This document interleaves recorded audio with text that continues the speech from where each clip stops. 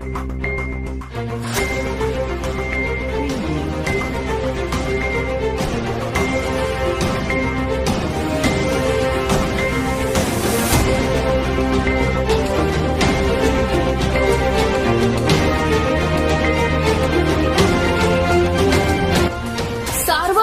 News Maharashtra. ST प्रवर्गातून आरक्षण मिळावे या मागण्यांसह विविध मागण्यांसाठी आज चौथ्या दिवशीही धनगर समाजाच्या वतीने 40 गावात आमरण उपोषण सुरूच आहे।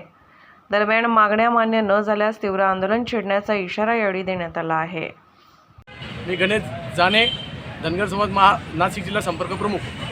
आमचे मित्र समाज बांधव संदीप देवरे हे 4 दिवसापासून उपोषणाला बसलेले आहेत। पण आमच्या उपोषणाच्या ज्या मागण्या आहेत, धनगर समाज एसटी आरक्षणमध्ये मिळावं, मेंढपाळ बांधवांना बंदूक परवाने मिळावं आणि मेंढपाळ बांधवांच्या जे मोफत पास मिळावे यासाठी आणि अशा अनेक मागण्या आहेत। त्या आमच्या मागण्यांकडे आजपर्यंत 4 दिवसापासून कुठल्याही प्रशासनाने किंवा राजकीय पुढाऱ्यांनी लक्ष दिलेलं नाही। त्या राजकीय पुढाऱ्यांना आम्हाला हेच सांगायचं आहे की आमच्या ह्या मागण्या त्वरित विधानसभेत मांडाव्या आणि तुम्ही लोकप्रतिनिधी आहेत ते चाळीसगाव तालुक्याचे, हे चाळीसगाव तालुक्याच्या लोकप्रतिनिधी विधानसभेत आम्हाला आश्वासन देऊन तिथं मांडावे आणि ते त्वरित मार्ग काढावे।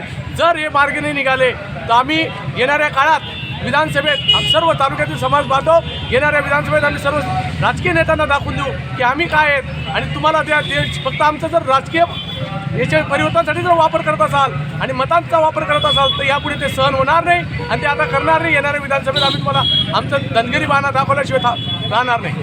मी संभाजी रावते, राहणार देवळी तालुका, चाळीसगाव जिल्ह्याचा। सकल धनगर समाजाच्या आरक्षणासाठी बसलेले संदीप देवरे यांना तालुक्यातील सगळ्या समाज बांधवांनी जाहीर पाठिंबा दिलेला आहे। तरी या सरकाराला आज संदीप देवरे यांचा आज चौथा दिवसासाठी यांना आज बी कुठल्या शासकीय किंवा कुठल्या आमदार असो खासदार असो यांनी कुठलंच आजपर्यंत यांच्यापर्यंत पोचलेलं नाही। यासाठी आपल्याला समाजासाठी किंवा आपल्या समाजाच्या मागणं पूर्ण करण्यासाठी हा माणूस आज उपोषणाला बसला आहे। तरी सगळे समाज बांधवांनी किंवा राजकीय क्षेत्र लोकांनी यांना जाहीर पाठिंबा करावा ही आमच्या सगळ्या समाजाच्या वतीनं किंवा चाळीसगाव तालुक्याच्या वतीनं जाहीर निवेदन आहे। सर, आमच्या मागण्या अशा आहेत, आमच्या आरक्षण भेटलं पाहिजे, एसटी आरक्षण म्हणजे आम्हाला सवलत झाली पाहिजे।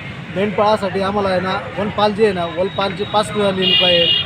परत आमचा जो समाज आहे मागासवर गेलेला आहे, बाकीचे कोणी मेंढपाळवाले, कोणी शेतकरी वर्ग आहे, कोणी कसं आहे, म्हणजे सगळ्यांना आम्हाला सवलतसाठी ना एक जेव्हा आमचा व्यक्ती हा बसलेला आहे उपोषणासाठी एवढी एक शासनाने दखल घ्यावी, एक आमची विनंती आहे शासनाकडे।